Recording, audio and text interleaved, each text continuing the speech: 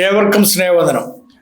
അണ്ടിയാണോ മാങ്ങയാണോ ആദ്യം ഉണ്ടായത്, കോഴിയാണോ കോഴിമുട്ടയാണോ ആദ്യം ഉണ്ടായത് എന്നുള്ള തർക്കവിതർക്കങ്ങളൊക്കെ നമ്മുടെ സമൂഹത്തിൽ ശക്തമായി തന്നെ ഇപ്പോഴും നിലനിൽക്കുകയാണ്. ഓരോ കാലഘട്ടങ്ങളിലും പുതുതായിട്ടുള്ള ആളുകൾ വരുന്ന സമയത്ത് അവരുടെ ആശയങ്ങളിൽ നിന്ന് പല ചോദ്യങ്ങൾ ചോദിക്കുന്നു, അതിനെ പല ഉത്തരങ്ങൾ തരുന്നു. ചില ആളുകൾക്ക് അത് വിശ്വാസ്യമായി തോന്നുന്നു, മറ്റു ചില ആളുകൾക്ക് അത് സംഭവ്യമല്ല എന്ന് വിശ്വസിക്കുന്നു. ഇങ്ങനെ എല്ലാ തലങ്ങളിലും കൺഫ്യൂഷൻ നിലനിൽക്കുന്ന സമയത്താണ് സൃഷ്ടിയുടെ ദൈവശാസ്ത്രത്തെക്കുറിച്ച് നിങ്ങളുമായി പങ്കുവെക്കുവാൻ ആഗ്രഹിക്കുന്നത്. നമ്മുടെ വിശ്വാസത്തിന്റെ അടിസ്ഥാന ശിലകളിൽ ഒന്നാണ് സൃഷ്ടി ദൈവശാസ്ത്രം അല്ലെങ്കിൽ ക്രിയേഷൻ തിയോളജി എന്ന് പറയുന്നത്. ദൈവത്തിന്റെ രക്ഷാപദ്ധതി മനസ്സിലാക്കുന്നതിനും മനുഷ്യന്റെ സ്വഭാവം, പാപത്തിന്റെ അർത്ഥം, വിമോചനത്തിന്റെ ആവശ്യകത എന്നിവ തിരിച്ചറിയുന്നതിനും സൃഷ്ടിയുടെ സിദ്ധാന്തം വളരെ പ്രധാനപ്പെട്ട ഒന്ന് തന്നെയാണ്. ബൈബിൾ ഒരു സൃഷ്ടിയുടെ പ്രഖ്യാപനത്തോടെ ആരംഭിക്കുന്നത് യാദൃച്ഛികമായിട്ടല്ല, മറിച്ച് അത് ദൈവം ആരാണെന്നും ലോകം എന്താണെന്നും മനുഷ്യൻ ആരാണെന്നും വ്യക്തമാക്കുന്ന പ്രാരംഭ തത്വശാസ്ത്ര പ്രസ്താവനയാണത്. സൃഷ്ടിയെ ശരിയായി മനസ്സിലാക്കാതെ രക്ഷയെ ശരിയായി മനസ്സിലാക്കാനാകുകയില്ല. കാരണം വിമോചനം അഥവാ റിഡംഷൻ സൃഷ്ടിയുടെ പുനഃസ്ഥാപനമാണ്. റെസ്റ്റോറേഷൻ ഓഫ് ക്രിയേഷൻ എന്നാണ് അതിന് പറയുന്നത്. അതിനാൽ സൃഷ്ടി ഒരു ആരംഭ സംഭവം മാത്രമല്ല, അത് മുഴുവൻ ദൈവശാസ്ത്രത്തിന്റെ അടിസ്ഥാനം തന്നെയാണ്. ക്രിയേഷോ എക്സ് നിഹിലിയോ, ശൂന്യതയിൽ നിന്നുള്ള സൃഷ്ടിപ്പ്. ക്രിസ്തീയ ദൈവശാസ്ത്രത്തിലെ ഏറ്റവും പ്രധാനപ്പെട്ട സിദ്ധാന്തങ്ങളിൽ ഒന്നാണ് ക്രിയേഷോ എക്സ് നിഹിലിയോ എന്നുള്ള ആശയം, അഥവാ ശൂന്യതയിൽ നിന്ന് സകലവും സൃഷ്ടിക്കപ്പെട്ടു എന്നുള്ളത്. ബൈബിളിലെ ഉൽപ്പത്തി പുസ്തകം 1-ാം അധ്യായത്തിന്റെ 1-ാം വാക്യത്തിൽ ആദിയിൽ ദൈവം ആകാശവും ഭൂമിയും സൃഷ്ടിച്ചു എന്ന പ്രസ്താവന സൃഷ്ടിയുടെ പരമസ്രോതസ് ദൈവം തന്നെയാണെന്ന് വ്യക്തമാക്കുകയാണ്. ഈ സിദ്ധാന്തം രണ്ട് പ്രധാന സത്യങ്ങൾ നമ്മളെ ഊട്ടിയുറപ്പിക്കുന്നു. ഒന്നാമതായിട്ട്, ദൈവം സൃഷ്ടിയിൽ നിന്ന് വേറിട്ടവനാണ് എന്ന് പറഞ്ഞു കഴിഞ്ഞാൽ ഈസ് എ ട്രാൻസെൻഡൻസ് ഗോഡ്. രണ്ടാമതായിട്ട്, സൃഷ്ടി ദൈവത്തിൽ ആശ്രയിച്ചിരിക്കുന്നതാണ്. The creation dependence on God. അതായത് ലോകം സ്വയം നിലനിൽക്കുന്ന ഒന്നല്ല, അത് ദൈവത്തിന്റെ സൃഷ്ടി പ്രവർത്തനത്തിന്റെ ഫലമാണ്. ഈ ഒരു ആശയം പുരാതന ഗ്രീക്ക് തത്വശാസ്ത്രത്തോട് വ്യക്തമായ വ്യത്യാസം കാണിക്കുന്നുണ്ട്. കാരണം അവിടെ പദാർത്ഥം ശാശ്വതമാണെന്ന് കരുതിയിരുന്നു. അതുതന്നെയാണ് ഇപ്പോൾ നമ്മുടെ കേരളത്തിലെ യുക്തിവാദികളും നിരീശ്വരവാദികളും ഒക്കെ ഉപയോഗിക്കുന്ന ചില പദങ്ങൾ. അവർ പറയുന്നത് അത് അവരുടെ സ്വന്തം ആശയങ്ങളല്ല, അത് ഗ്രീക്ക് ഫിലോസഫിയിൽ നിന്ന് അവർ കടമെടുത്തിരിക്കുന്നതാണ്. അവർ പറയുന്നത് ഈ പ്രപഞ്ചം ഇതുപോലെ തന്നെ ഉണ്ടായിരുന്നു. പ്രത്യേകിച്ച് മൈത്രനെ പോലെയുള്ള ആളുകൾ ഇതാരും സൃഷ്ടിക്കേണ്ട ആവശ്യമില്ല, ഇത് നശിക്കുകയുമില്ല എന്നുള്ളത്. നമുക്കറിയാം ഈ പ്രപഞ്ചത്തിനുണ്ടാകുന്ന മാറ്റങ്ങൾ, ഈ മാറ്റങ്ങൾ തന്നെ ഇത് ഏതിൽ നിന്നോ ഒന്ന് ഉത്ഭവിച്ചാണെന്നും ഇത് ഏതിലേക്കോ ഒന്ന് മാറുവാനായിട്ടുള്ളതാകുന്നു എന്നുള്ളതും കാണിക്കുന്നതാണ്. എന്നാൽ വിശുദ്ധ ബൈബിളിൽ സൃഷ്ടിക്ക് ഒരാരംഭം ഉണ്ടായ ഒന്നാണെന്ന് ഉറപ്പിച്ച് നമ്മളോട് പറയുകയാണ്. നമുക്ക് ഈ സൃഷ്ടിപ്പിന്റെ ആ വാക്കുകൾ അത് എബ്രായ ഭാഷയിലാണ് പഴയ നിയമം എഴുതിയിരിക്കുന്നത്. അപ്പം ഹീബ്രു വേർഡ് നമ്മൾ പഠിക്കുന്നതെന്നായിരിക്കും. ബെറ, ആസ, യാൽസർ. സൃഷ്ടിയുടെ സ്വഭാവം കൂടുതൽ ആഴത്തിൽ മനസ്സിലാക്കാനായിട്ട് ഹീബ്രു ഭാഷയിലെ ഈ പ്രധാന പദങ്ങൾ നമ്മൾ മനസ്സിലാക്കുന്നത് ഏറ്റവും അത്യാവശ്യമാണ്. ബാറ എന്ന് പറഞ്ഞു കഴിഞ്ഞാൽ സൃഷ്ടിക്കുക എന്നാണ് അതിൻ്റെ അർത്ഥം. ഈ പദം പ്രത്യേകമായി ദൈവത്തിന്റെ പ്രവർത്തനത്തിനാണ് ഉപയോഗിക്കുന്നത്. മനുഷ്യൻ ബാറ ചെയ്യുകയില്ല എന്നാൽ എന്ന് പറഞ്ഞു കഴിഞ്ഞാൽ മനുഷ്യൻ ഒന്നുമില്ലായ്മയിൽ നിന്ന് ഒന്നും ഉണ്ടാക്കുകയില്ല. ദൈവം മാത്രമാണ് ഇത് ചെയ്യുന്നത്.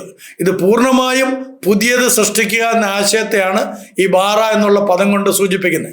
ഉൽപ്പത്തി പുസ്തകം 1-ാം അധ്യായത്തിന്റെ 1-ാം വാക്യവും 1-ാം അധ്യായത്തിന്റെ 27-ാം വാക്യത്തിലും ഈ പദം ഉപയോഗിച്ചിട്ടുണ്ട്. മനുഷ്യന്റെ സൃഷ്ടി ഒരു സാധാരണ ജൈവ പ്രക്രിയയല്ല, ഒരു ബയോളജിക്കൽ ഒരു പ്രക്രിയയായിട്ടല്ല മനുഷ്യ സൃഷ്ടിപ്പിനെ കാണുന്നത്, മറിച്ച് ദൈവത്തിന്റെ പ്രത്യേക പ്രവർത്തനമാണെന്ന് കാണിക്കുന്നു. ആശ എന്ന് പറഞ്ഞു കഴിഞ്ഞാൽ നിർമ്മിക്കുക. എബ്രായ ഭാഗത്തിലെ ആശ എന്ന് പറഞ്ഞാൽ നിർമ്മിക്കുക അല്ലെങ്കിൽ ഉണ്ടാക്കുക. ഈ പദം ഉണ്ടാക്കുക അല്ലെങ്കിൽ ക്രമീകരിക്കുക എന്ന അർത്ഥത്തിൽ ഉപയോഗിക്കുന്നു. ഇത് പലപ്പോഴും നിലവിലുള്ള വസ്തുക്കൾ ഉപയോഗിച്ച് രൂപകൽപ്പന ചെയ്യുന്നതിനെ സൂചിപ്പിക്കുന്നു. ഇത് സൃഷ്ടിയുടെ ക്രമീകരണപരമായ വശത്തെ അല്ലെങ്കിൽ ഓർഡറിംഗ് ആസ്പെക്റ്റിനെയാണ് സൂചിപ്പിക്കുന്നത്.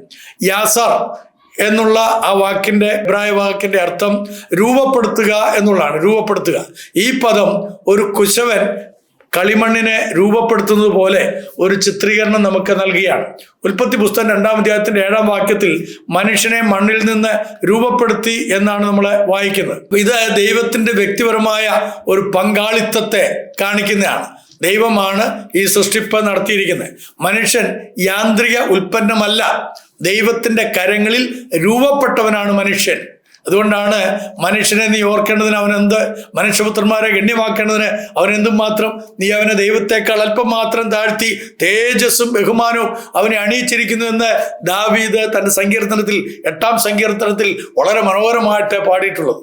അപ്പൊ അത് ദൈവത്തിന്റെ രൂപകൽപ്പനയാണ് മനുഷ്യൻ എന്നതിൻ്റെ മനോഹരമായ ഒരു ചിത്രമാണ് നമുക്ക് തരുന്നത്.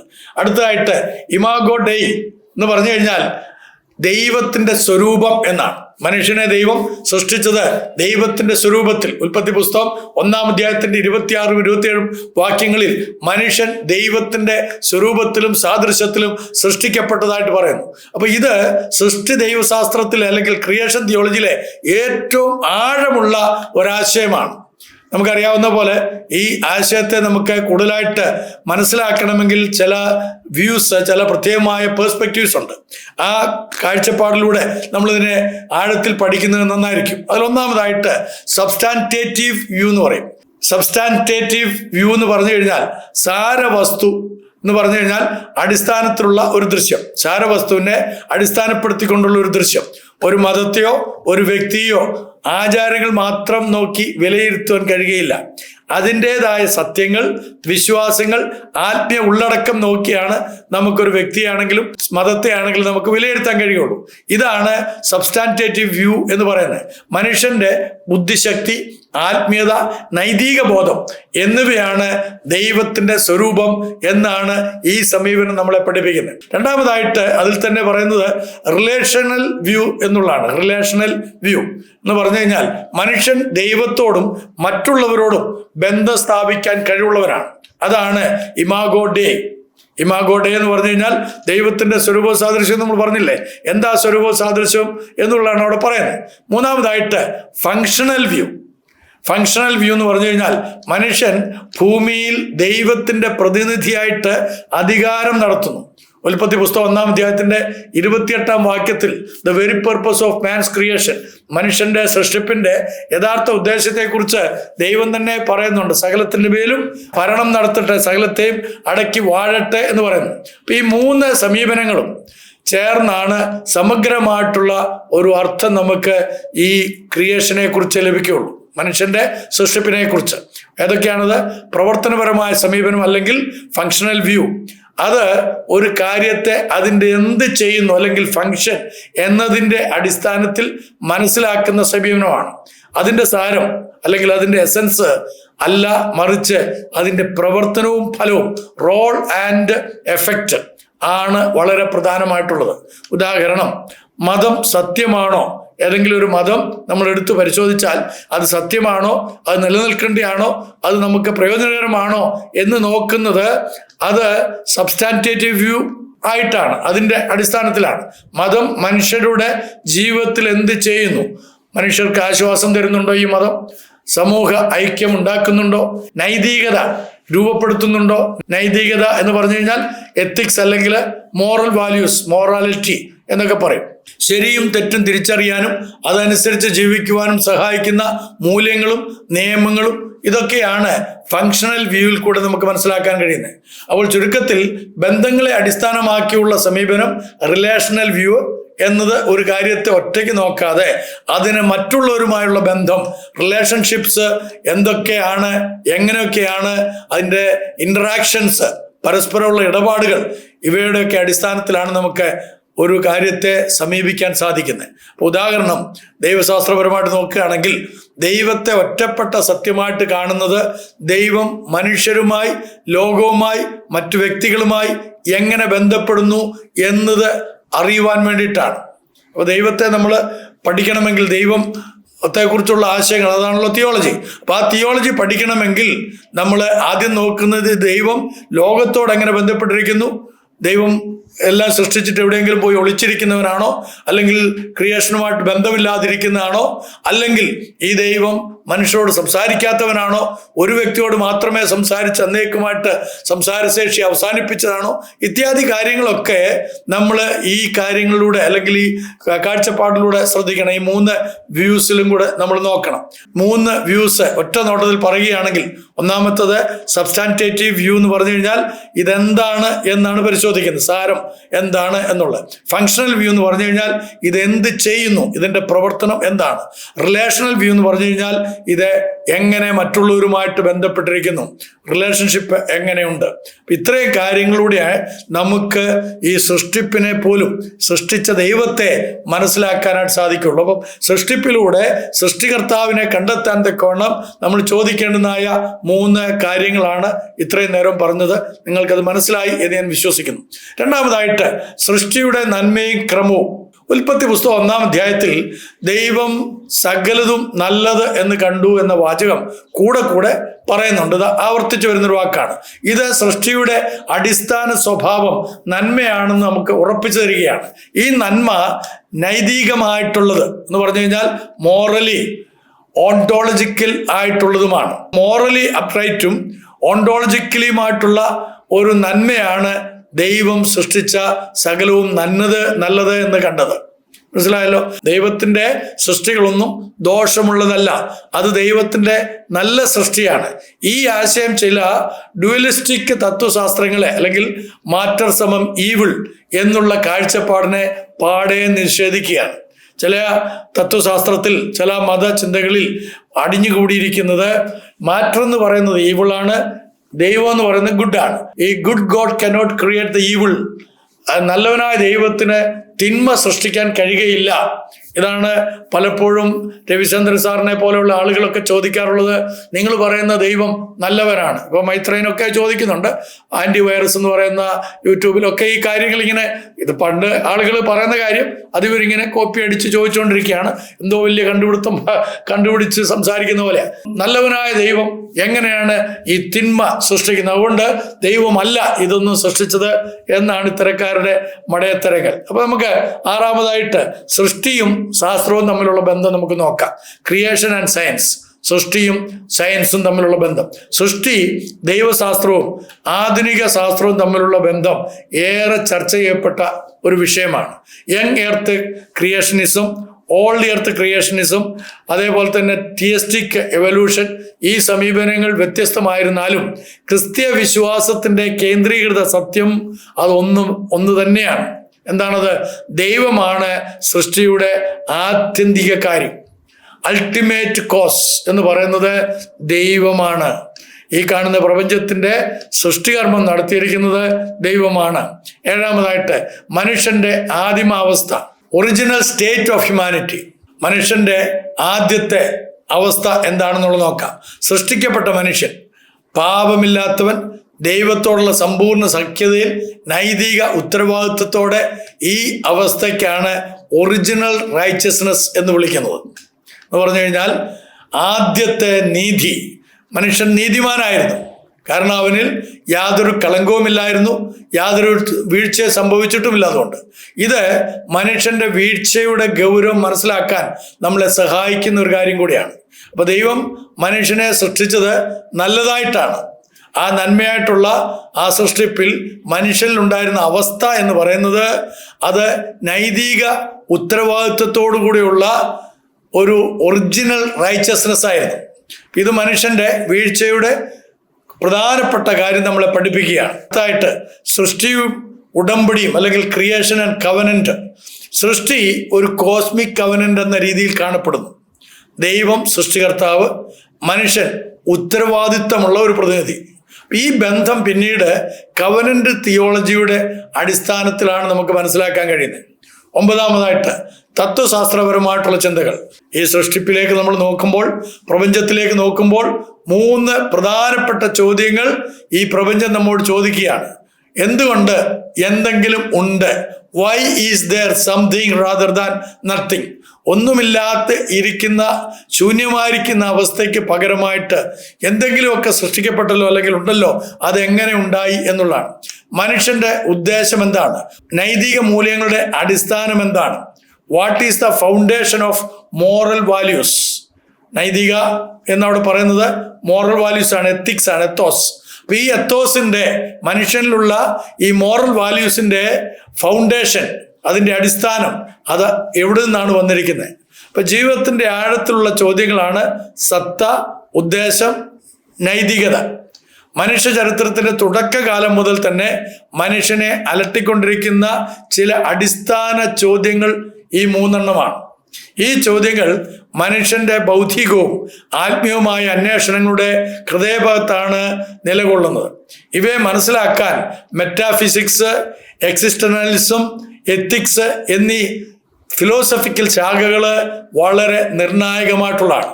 അപ്പൊ അതുകൊണ്ട് തന്നെ നമ്മൾ കുറച്ച് ഫിലോസഫിയും കൂടെ, തത്വശാസ്ത്രം കൂടെ ഇതിനോട് ബന്ധപ്പെട്ട് പഠിക്കുന്നതെന്നായിരിക്കും. ആദ്യമായി, ഒന്നുമില്ലാത്തതിന് പകരം എന്തുകൊണ്ട് എന്തെങ്കിലും ഉണ്ട്? Why is there something rather than nothing എന്ന ചോദ്യത്തെ നമുക്കൊന്ന് ചിന്തിക്കാം. ഇത് എക്സിസ്റ്റൻസിന്റെ അല്ലെങ്കിൽ സത്തയുടെ അടിസ്ഥാനത്തെക്കുറിച്ചുള്ള ഒരു ദാർശനികമായിട്ടുള്ള, ഫിലോസഫിക്കലായിട്ടുള്ള അന്വേഷണമാണ്. ചില ചിന്തകർ വിശ്വസിക്കുന്നത് സൃഷ്ടിയുടെ പിന്നിൽ ഒരു അവശ്യ സത്ത, നെസസറി ബീയിങ് ഉണ്ടെന്നുള്ളതാണ്. അപ്പൊ ഈ കാണുന്ന സൃഷ്ടിയുടെ പിന്നിൽ നമുക്കറിയാമല്ലോ, ഒരു കാറ് ഒരാൾ നിർമ്മിച്ചാൽ, ആ നിർമ്മിക്കപ്പെട്ട ഒരു കമ്പനി നിർമ്മിച്ചാൽ, ആ കമ്പനിയുടെ പ്രവർത്തകരായിട്ട് ആ കാർ നിർമ്മിക്കാൻ വേണ്ടി ചില ആളുകൾ ഉണ്ടായിരുന്നു. ഒരു നെസസറി ബീയിങ് ഉണ്ടെങ്കിൽ മാത്രമേ ആ കാറ് രൂപകൽപ്പന ചെയ്ത പോലെ പുറത്തേക്ക് വരികയുള്ളൂ. അതായത് ദൈവം എന്ന സത്തയാണ് എല്ലാറ്റിൻ്റെയും അടിസ്ഥാനം എന്നാണ് ഇത് സൂചിപ്പിക്കുന്നത്. മറ്റു ചില ആളുകൾ ലോകം സ്വയം നിലനിൽക്കുന്ന ഒന്നാണെന്നും പ്രകൃതി നിയമങ്ങൾ തന്നെയാണ് അതിൻ്റെ കാരണമെന്നും അഭിപ്രായപ്പെടുന്നു. ഞാൻ നേരത്തെ പറഞ്ഞ ഈ രവിചന്ദ്രൻ സാറ്, അതേപോലെ തന്നെ മൈത്രേയൻ സാറ്, ഇങ്ങനെയൊക്കെയുള്ള ആളുകളൊക്കെ വിശ്വസിക്കുന്നത് ഇങ്ങനെയാണ്.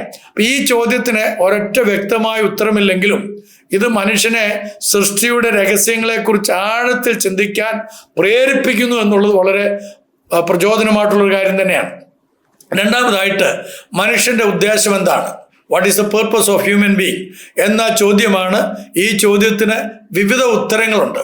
മതപരമായ കാഴ്ചപ്പാടുകൾ മനുഷ്യ ജീവിതത്തിന്റെ ഉദ്ദേശം ദൈവത്തെ അറിയുകയും സേവിക്കുകയും ചെയ്യുന്നതാണെന്ന് പഠിപ്പിക്കുന്നു. എന്നാൽ അസ്തിത്വവാദം അല്ലെങ്കിൽ എക്സിസ്റ്റൻഷ്യലിസം എന്നത് മനുഷ്യന്റെ ജീവിതം, സ്വാതന്ത്ര്യം, ഉത്തരവാദിത്വം എന്നിവയെ കേന്ദ്രീകരിക്കുന്ന ഒരു ദാർശനിക അല്ലെങ്കിൽ ഫിലോസഫിക്കലായിട്ടുള്ള തിയറിയാണ്. ഈ ചിന്താശൈലി പ്രകാരം മനുഷ്യൻ ജനിക്കുമ്പോൾ അവന് മുൻകൂട്ടി നിശ്ചയിച്ച ഒരു ലക്ഷ്യവുമില്ല. ഈ ആശയം ഏറ്റവും വ്യക്തമായിട്ട് നമ്മളോട് പറഞ്ഞു തന്നത്, അല്ലെങ്കിൽ ലോകത്തോട് പറഞ്ഞത്, ജീൻ പോൾ സാർട്രെ എന്ന് പറയുന്നതായിട്ടുള്ള ഒരു ഫിലോസഫറാണ്. അദ്ദേഹത്തിന്റെ പ്രസിദ്ധമായ ഒരു സെന്റൻസ് ഉണ്ട്, എക്സിസ്റ്റൻസ് പ്രിസീഡ്സ് എസെൻസ് എന്നത് ആസ്തിത്വവാദത്തിന്റെ ഹൃദയഭാഗം തന്നെയാണ്. അതിന്റെ അർത്ഥം മനുഷ്യൻ ആദ്യം ലോകത്തിൽ നിലനിൽക്കുന്നു അല്ലെങ്കിൽ എക്സിസ്റ്റ് ആവുന്നു, പിന്നെ തൻ്റെ പ്രവർത്തനങ്ങളുടെയും തെരഞ്ഞെടുപ്പുകളുടെയും മുഖാന്തരം തൻ്റെ സ്വഭാവവും ലക്ഷ്യവും അല്ലെങ്കിൽ തൻ്റെ എസൻസ് സ്വയം സൃഷ്ടിക്കുന്നു എന്നതാണ്.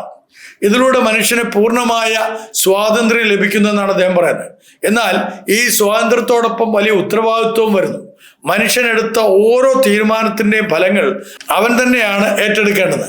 ആസ്തിത്വവാദം മനുഷ്യന്റെ ഉള്ളിലുള്ള ആശങ്കകളെയും അല്ലെങ്കിൽ ആങ്സൈറ്റി വളരെ കൃത്യമായിട്ട് ചർച്ച ചെയ്യുന്നു എന്നുള്ളതാണ് ശരി. ജീവിതത്തിന്റെ അർത്ഥം സ്വയം കണ്ടെത്തേണ്ടതായതിനാൽ പലപ്പോഴും മനുഷ്യൻ ആശയക്കുഴപ്പത്തിലാകുന്നു എന്നുള്ളതാണ് ഇവിടുത്തെ ഒരു പ്രധാനപ്പെട്ട പ്രശ്നം. ഈ അവസ്ഥയെ അസ്തിത്വവാദികൾ അല്ലെങ്കിൽ എക്സിസ്റ്റൻഷ്യൽ ആങ്സൈറ്റി എന്നാണ് അവർ വിളിക്കുന്നത്. എങ്കിലും ഈ ആശങ്ക തന്നെ മനുഷ്യനെ കൂടുതൽ സത്യസന്ധമായ ജീവിതത്തിലേക്ക് നയിക്കുന്നു. ഈ സിദ്ധാന്തത്തിൽ ഓതൻസിറ്റി എന്ന ആശയത്തിനും വലിയ പ്രാധാന്യമുണ്ട്. അതായത് മനുഷ്യൻ തൻ്റെ യഥാർത്ഥ സ്വഭാവത്തെ അനുസരിച്ച് വ്യാജങ്ങളില്ലാതെ ജീവിക്കുന്നു. സമൂഹത്തിൻ്റെ സമ്മർദ്ദങ്ങൾക്കും പതിവുകൾക്കും അടിമയാകാതെ സ്വന്തം ചിന്തകൾക്കനുസരിച്ച് ജീവിക്കുന്നതാണ് യഥാർത്ഥ ജീവിതമെന്ന് അസ്തിത്വവാദം പഠിപ്പിക്കുന്നു. സോറൻ കിർക്കെഗാർഡ്, ഫ്രൈഡറിച്ച് നെറ്റ്ഷെ, ആൽബർട്ട് കാമസ് എന്നിവരും അസ്തിത്വവാദ ചിന്തയുടെ വളർച്ചയിൽ പ്രധാന പങ്ക് വഹിച്ചവരാണ്. ഓരോരുത്തരും മനുഷ്യ ജീവിതത്തിന്റെ വ്യത്യസ്ത വശങ്ങളെ വിശദീകരിച്ചിട്ടുണ്ടെങ്കിലും അവരുടെ ചിന്തകളുടെ കേന്ദ്രീയ ആശയം മനുഷ്യന്റെ സ്വാതന്ത്ര്യവും വ്യക്തിപരമായ അർത്ഥാന്വേഷണമാണ്. അതിന്റെ അവസാനമായിട്ട് പറയുകയാണെങ്കിൽ അസ്തിത്വവാദം മനുഷ്യനെ തന്റെ ജീവിതത്തിന്റെ നിർമ്മാതാവായി കാണുന്ന ഒരു ദാർശനിക സമീപനമാണ്. ജീവിതത്തിന് മുൻകൂട്ടി നിശ്ചയിച്ച അർത്ഥമൊന്നുമില്ല. അതിനെ സൃഷ്ടിക്കുന്നത് മനുഷ്യൻ തന്നെയാണ്. അതിനാൽ മനുഷ്യൻ തൻ്റെ തീരുമാനങ്ങൾ ബോധപൂർവം എടുത്ത് ഉത്തരവാദിത്വത്തോടെ ആത്മാർത്ഥമായി ജീവിക്കേണ്ടതാണ് എന്നാണ് അവർ പറയുന്നത്. മൂന്നാമതായിട്ട്, നൈതിക മൂല്യങ്ങളുടെ അടിസ്ഥാനം എന്താണ്? ഈ ഒരു ചോദ്യം മനുഷ്യർ എന്തിനെ ശരി എന്തിനെ തെറ്റ് എന്ന് തീരുമാനിക്കുന്നു എന്നുള്ളതുമായിട്ട് ബന്ധപ്പെട്ടാണ്. ചില ആളുകൾ വിശ്വസിക്കുന്നത് ഈ മൊറാലിറ്റി അല്ലെങ്കിൽ എത്തിക്സ് ദൈവത്തിൻ്റെ കൽപ്പനകളിൽ നിന്നാണ് വരുന്നതെന്ന്. എന്നാൽ മറ്റു ചിലർ നൈതിക മൂല്യങ്ങൾ അല്ലെങ്കിൽ മോറൽ വാല്യൂസ് മനുഷ്യന്റെ വിവേകത്തിൽ നിന്നും സമൂഹത്തിന്റെ ആവശ്യങ്ങളിൽ നിന്നും മനുഷ്യരുടെ സന്തോഷവും ക്ഷേമവും വർദ്ധിപ്പിക്കുന്നതിൽ നിന്നും ഉത്ഭവിക്കുന്നവയാണെന്ന് വാദിക്കുന്നു. ഇമ്മാനുവൽ കാന്റ് നൈതികതയെ വിവേകത്തിലും കടമയിലും ആധാരമാക്കി, അതേസമയം ജോൺ സ്റ്റോർട്ട് മിൽ എന്ന് പറയുന്നതായിട്ടുള്ള ഫിലോസഫർ എത്തിക്സിനെ അടിസ്ഥാനമായി ഫലപ്രധാന യൂട്ടിലിറ്റേറിയനിസം മുന്നോട്ട് വെക്കുവാൻ ഇടയായിത്തീർന്നു. അവസാനമായിട്ട് ഈ 3 ചോദ്യങ്ങൾക്കും ഒരു ഏകദേശ ഉത്തരമില്ല എന്ന് ശ്രദ്ധിക്കേണ്ടതാണ്.